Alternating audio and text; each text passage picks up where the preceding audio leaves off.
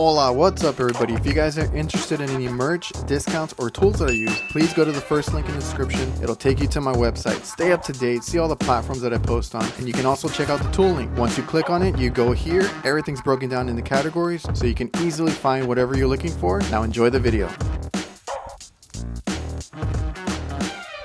Alright, here's the unit in question. It is off, but I think he has the power off, so right now I'll turn it back on. Not sure what leak he fixed, but don't like the look of that. But let's turn it on and see what it does. You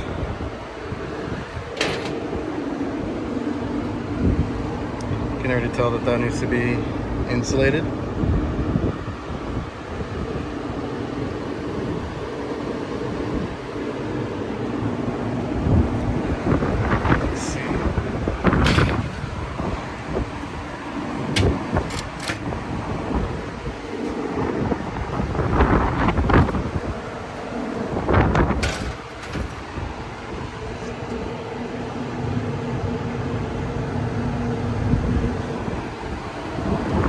Yeah, real nice, guys.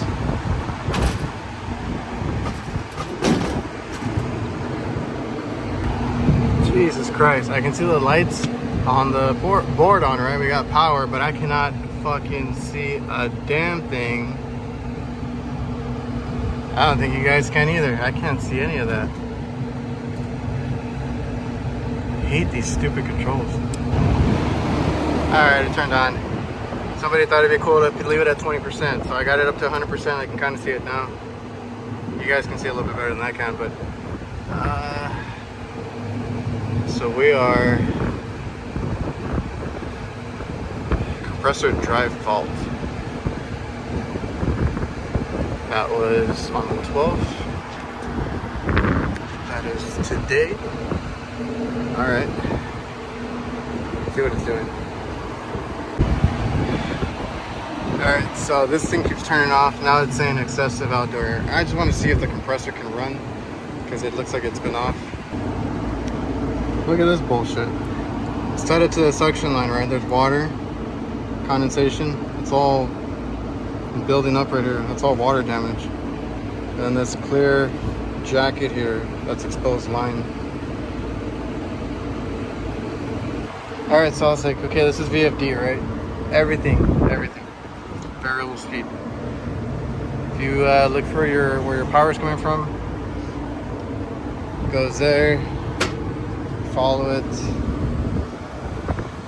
goes up through here, right here. Now I've never seen these. I gave Steve-O, everything HVACR, a quick text, and he was like, yeah, you just need to reset it. Okay, yeah, this is for the compressor, variable speed compressor. I think we're good here.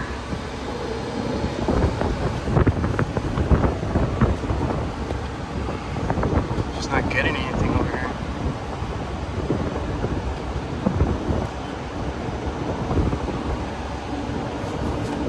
So we have an incoming to this, then an outgoing back to the compressor.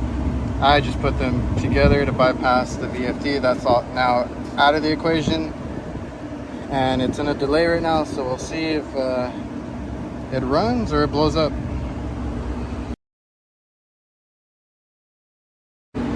Alright, so we are back the next morning. I had to take a break. It was 110 degrees. The sun was right on me, which kind of sucks that this one's facing this way, so the sun is behind me, whereas that unit over there is the other way, and I would have been in the shade on this side, but whatever. So regrouped, went and read as much as I could, which there wasn't much, or not anything super helpful for this VFD. So it had hertz, it never gave me any hertz. This controls the compressor. It's a frequency drive, so if it doesn't send out anything, our compressor is never going to turn on. I've been getting several different errors. We'll see what pops up right now. And then this stopped working, so we'll see if it reset or anything. All right, so we blew a fuse So that's why the VFD wasn't coming on. Then it's just taking me a while to trace all this wiring. Like I said, I've never worked on these. And then I was just tracing the wire to the compressor to see what had happened, if it was something I did. But there is a short here. I don't know if I can show you guys. Right there.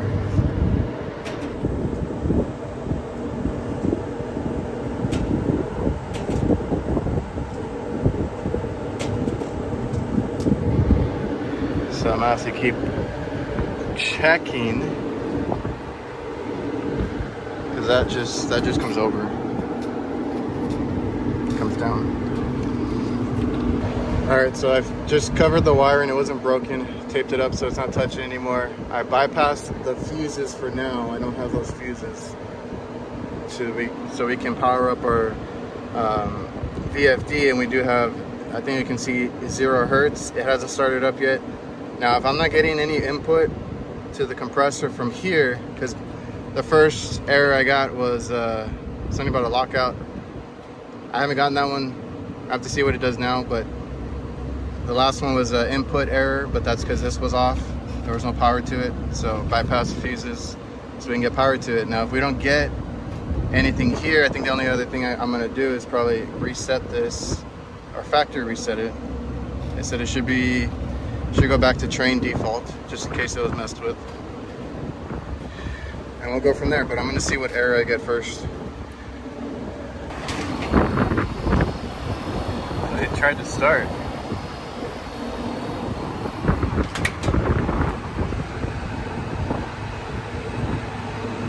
All right, we don't have any alarms yet. Okay, 3 hertz, 2 hertz. Oh, it says something else there. Okay. Let me get a pressure probe on there, but it did not sound good. Okay, so I did get an error on here, E something. I should have taken a picture of it. And then on my display, excessive outdoor air. Okay, I guess it went away, but it said compressor drive fault. But I don't know if that means the drive is bad or the compressor is bad.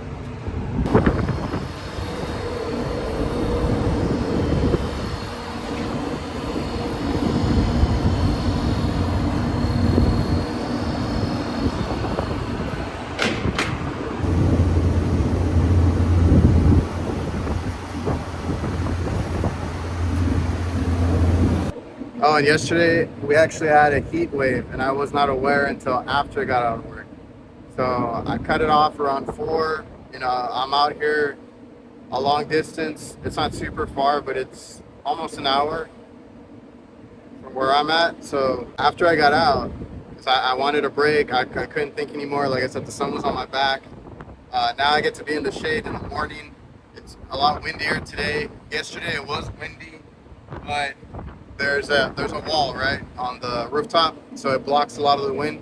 It felt very dead, the air, like no wind. The sun was fully out, beating on me. It was around 110, and we had a heat advisory, so we have this like little heat wave coming through that I had heard about. I forgot about it, and we were actually advised, you know, by the news, weather, whatever, not to be, or to avoid being outdoors. And I'm out here. I was basically outside all day, and it finally got to me at 4. I couldn't even think. I didn't even realize that we have pop fuses. So, you know, we're back at it here today, and we'll see what we can do with it. If anything, I'm gonna bypass everything. Damn, I can't catch it. It like vibrates pretty aggressively.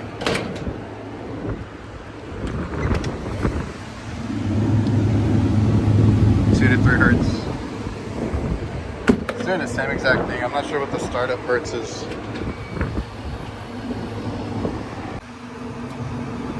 Yeah, same thing. So if I'm going by what it says literally, it's telling me the drive, there's an issue with the drive. So let me jump out that compressor. I don't have any fuses, so whatever happens, happens. Let me jump out the compressor and see if it's a compressor acting up or if it actually runs. And then that way we can tell them it's either going to be a bad compressor or a bad VFD. Alright, so let's say a little prayer before we start. What happens if we jump out our compressor? Maybe you guys can hear it now.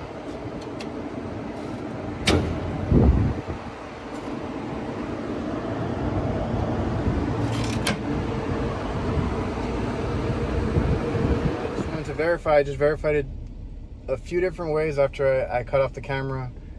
Thanks to Rick, HVACR Survival, Everything HVACR Steve, and Brett Wetzel from Advanced Refrigeration. Just kind of messaged them to get their opinion. Like what you see, what I showed here, I've never seen one, or I've never worked on one like that. So all that's new to me, the little touchpad, the train control or thermostat control, the VFD, the variable speed Copeland scroll, all that I've never seen before. So first time for everything. And I just wanted to get their input on some VRF stuff, and you know, they helped me out a little bit, but old school way is direct power, right? So I tried to plug in that compressor to direct power as you would a contactor, right? Because all you do is feed power to the contactor, and then when it calls, gives that power. Since on a three-phase, it's a three-phase compressor, so it just gives that power to the compressor, and the compressor will run. With the VFD, it wanted to. It made a weird noise, and I don't want to say, like, I don't know if it was like a burping or gargling. Like, it sounded weird. Kind of shook aggressively, and then it stopped. I don't know if the VFD kind of noticed that. I don't know how they work. And then it ramped down, because every time I ran to the VFD, it went down already to 3.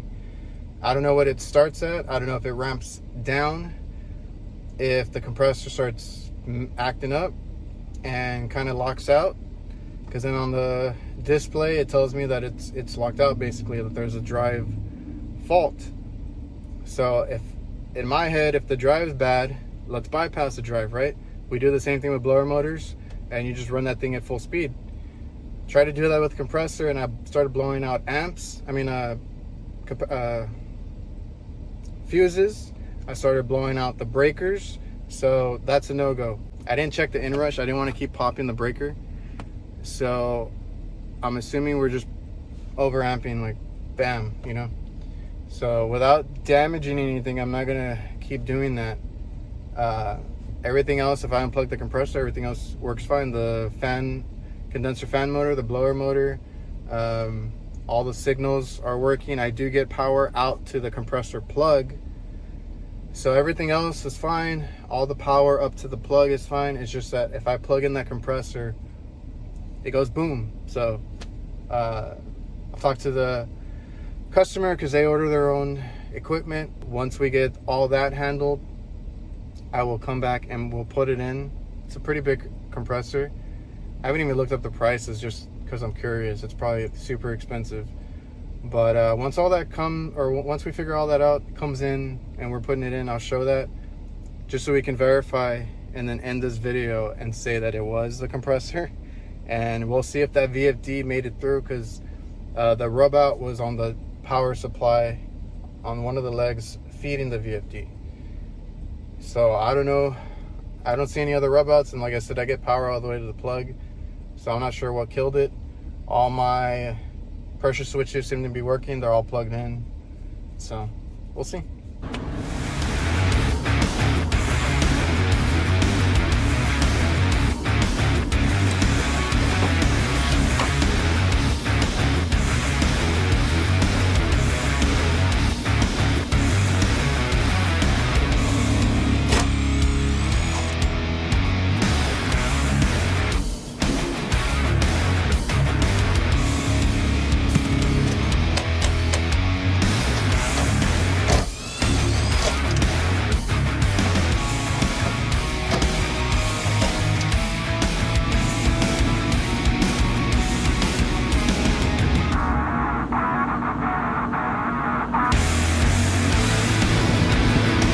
All right, so this is a 10-pound unit. I thought it'd be a little bit bigger, or a little bit more.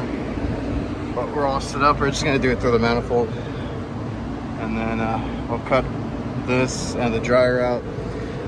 This is a new building, so we have a nice plug on the unit that actually works. So we're gonna set this up. I have been using this, so it's not vacuumed. We're gonna have to start this right away to pump it in. So let us get to that. Has some decent standing pressure, so it's not flat, because there was a leak repair on this one.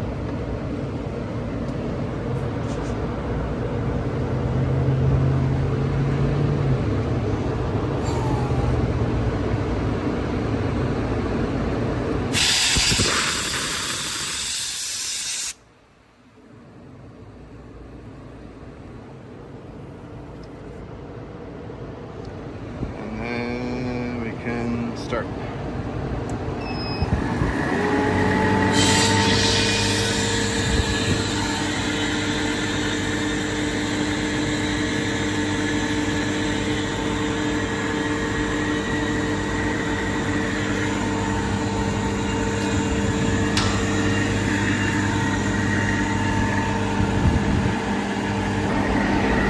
It's actually nice today. We got a lot of clouds and stuff, so hopefully we can finish this relatively quick without getting too exhausted. So everybody has their own way to do recoveries and whatnot, so just try to use big hoses. I try to avoid the dip tube as much as I can on the liquid side, so I always hook up to the low side, the blue on the tank, and if I need to, I just invert it. And got most of the stuff up here. I'm just gonna go get the torches while this is finishing up. That's automatic, it'll shut off, and then I can come up here and purge it. As long as it doesn't get too hot. Right now I'll check it. Yeah, right as I said that, I forgot what the cutoff is. You can see right there, high pressure cutoff. So I'm gonna leave it alone for a couple minutes, because we did get like half of it out or so. We don't have that much. We have a little over 100 psi. So if it doesn't, then all you have to do is get yourself a bucket, put this in ice. We do have ice here at this restaurant, so I can put it in ice. I can put a water hose over it if I want to connect a water hose up here, and if not, unless it resets by itself, maybe I can push a little bit more through, and then it won't be that much. So we're gonna have to get some ice, but brought everything up. Got my turbo torch set up. Easy piece of cake to bring on the roof.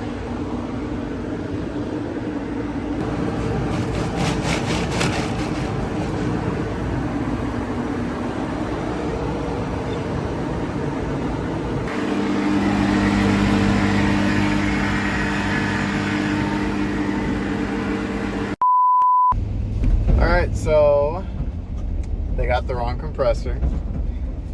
I feel like this has happened recently before. But yeah, this is a customer that orders their own parts. And I don't know what happened. They used to have a guy up north that handled all the ordering. And he was an ex-HVAC guy, and we hardly had any issues unless he wanted us to do something like shady or that we weren't gonna approve. But I don't think he's there anymore, and now we've been having issues when we send them, and I send them the label of the compressor, right? I need a like for like compressor, and if anything, I also send over the information from the unit. I don't know how this happened. It must have been mixed up with another account, store, or something, because we needed specifically a scroll compressor that is variable speed, right?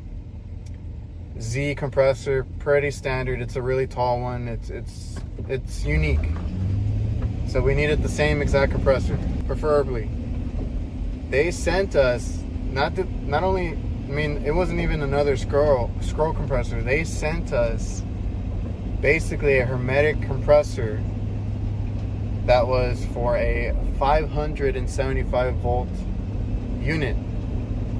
That's what the label said. I've never even worked on voltage that high. The highest I've seen is like 460. It said 575 right on the box. And it's a big old fat orange compressor. I'm like, this does not even fit in here. And then I saw the voltage. I'm like, no way. So went ahead and prepped everything just so that when they do reorder it, it's going to take a while. This took a while to come in. I don't know how they screwed it up. We took pictures again to send them and tell them, no, it's this one, right? So once they order that, get all that in, we'll see when that comes in, we'll put it in. I already prepped everything. All I did was just cap off the lines. We cut out the old compressor. They wanted it back, so we made sure that we brazed it shut. I left it down there for them if they want to take it back, and we can get started on the new one. When it comes in, I already have the lines cut and everything. I just made sure that to cap them off so there's no moisture or anything, dirt that gets in there. And we'll get to it when it comes in. It took a while to come in. Tomorrow's a holiday. Then after that, the next few days, I'm going to be out of town for some other work. We have other compressors that they wanted a quote on about 5 hours out. So we're going to be on a little road trip to replace a few compressors that were already diagnosed. They just wanted us to give a quote.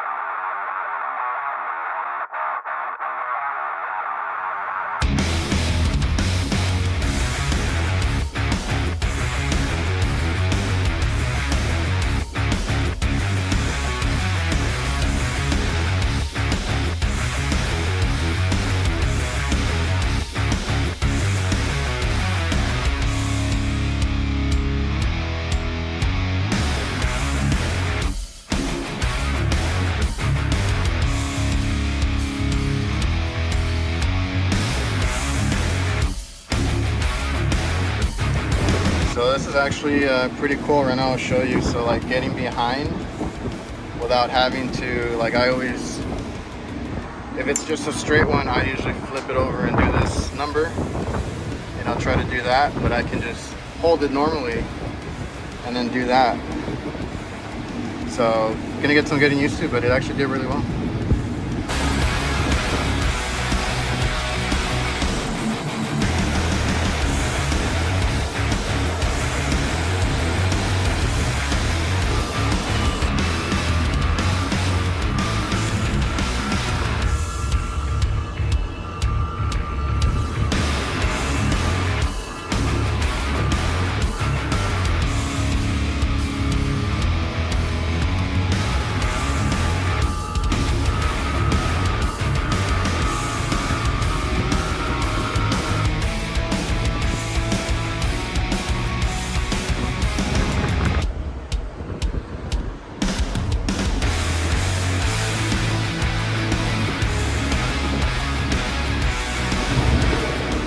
So these are pretty cool. This is what I've been using for core max because we cannot take out a Schrader core. Something like this you can on a regular Schrader. So this one is a thumb screw, but it's by Appian, so these are vacuum rated, or they're supposed to be, right? So pull them out so we can do our decay test. So right now it's not, it's basically shut off from the system, so I could disconnect everything if I wanted to. And then since this is shut off from everything, we can do our decay test. I think we'll be good. I'll come back with the refrigerant. We're gonna weigh it in. I think this was like 12 pounds, something like that. It's bouncing around. It goes up to 500, then it goes back down to 450, and it's just bouncing in between. So I think we'll be fine. Like I said, we'll let it sit. These little hangers from Appian as well. The plastic ones broke on me, but these metal ones are great. So that way you can keep the hose together. And like myself, I use a pack out. It fits perfectly rolled up like that. So we can put that away. Once I finish with this decay, we can check on that, take that off, charge it up, and do everything else. Just weighing her in, it's actually 10.5. Everything came on. Sounds weird to me, but I've never done a variable speed. And yeah, we got them cooling. Try not to flood it.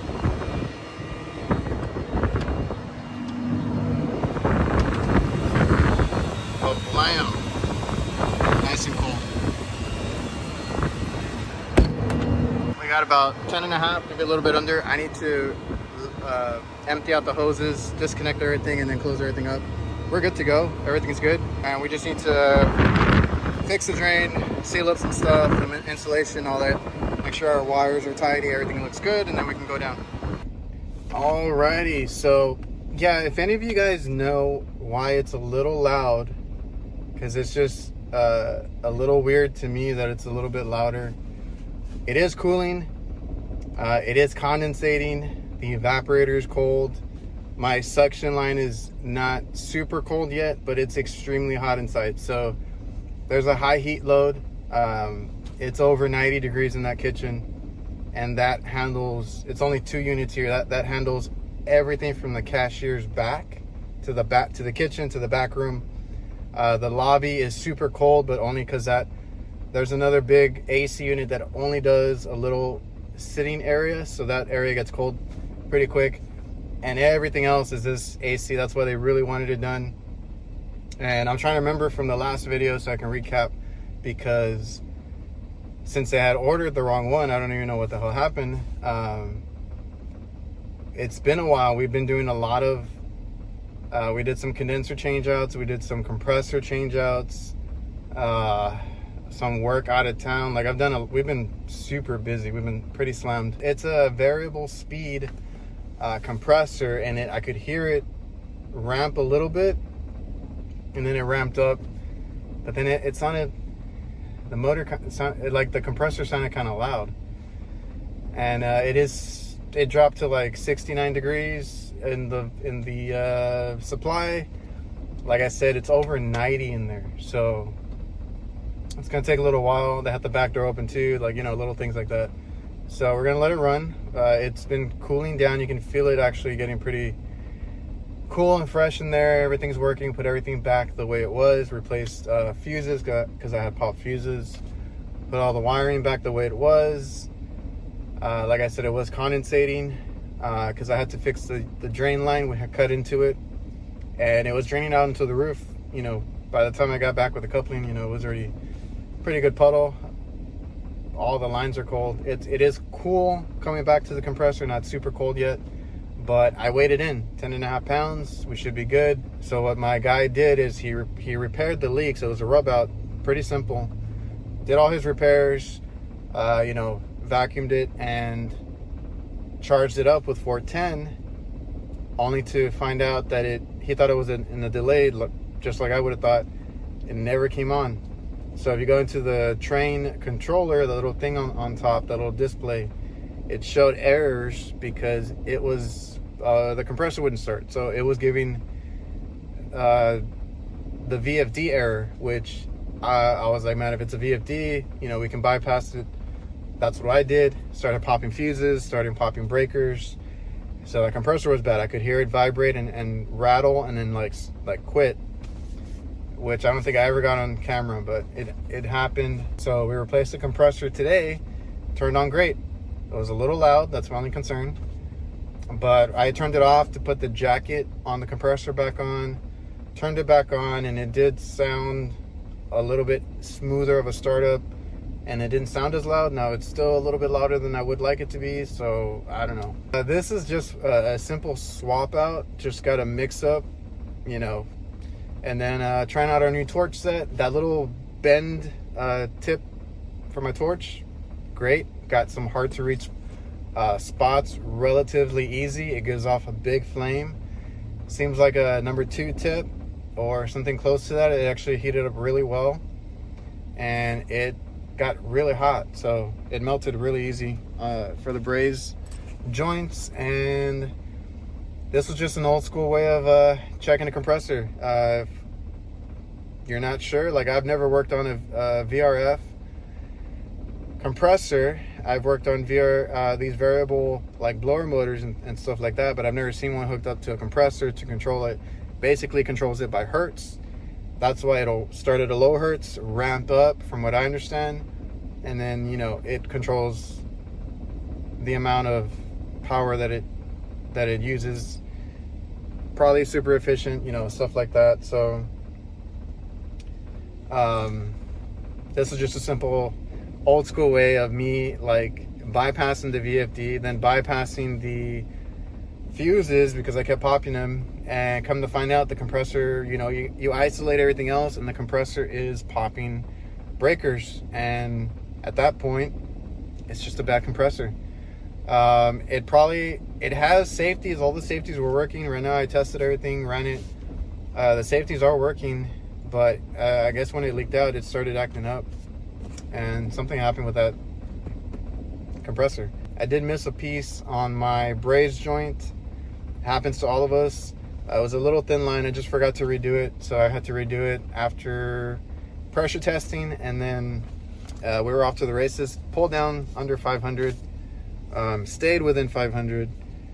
The fluctuation went up. It even went up to 600, but then it came back down to 400. So as long as you have a good decay, it's not going like spiking, you're fine. And I think that's it, guys. Hope you all enjoyed the video.